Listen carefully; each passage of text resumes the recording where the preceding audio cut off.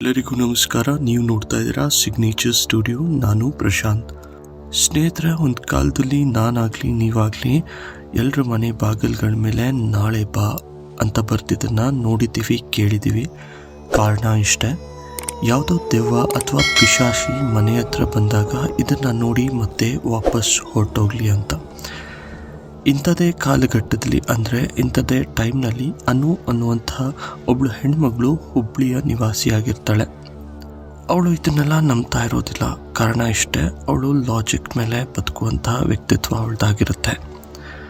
ಇಂಥದ್ದೇ ಟೈಮ್ನಲ್ಲಿ ಒಂದು ರಾತ್ರಿ ಸರಿಸುಮಾರು 12 ಗಂಟೆ 7 ನಿಮಿಷ ಆಗಿರುತ್ತೆ.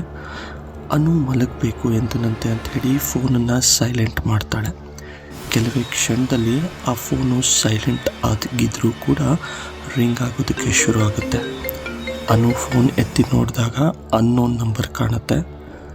ಹಲೋ ಅಂತ ಹೇಳ್ತಾನೆ ಆ ಕಡೆಯಿಂದ ನಿಧಾನವಾಗಿ ನಿನ್ನ ಬಾಗಿಲು ತೆರೆದೇ ಇದೆ ಅಂತ ಕೇಳಿಸುತ್ತೆ.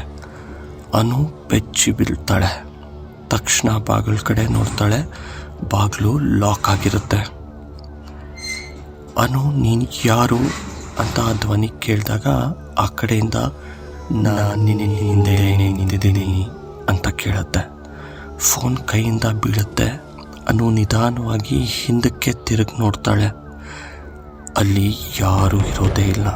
ಆದರೆ ಕನ್ನಡಿಯಲ್ಲಿ ಮಾತ್ರ ಒಬ್ಬ ಹೆಂಗಸಿನ ನೆರಳು ನಗ್ತಾ ಇರುತ್ತೆ.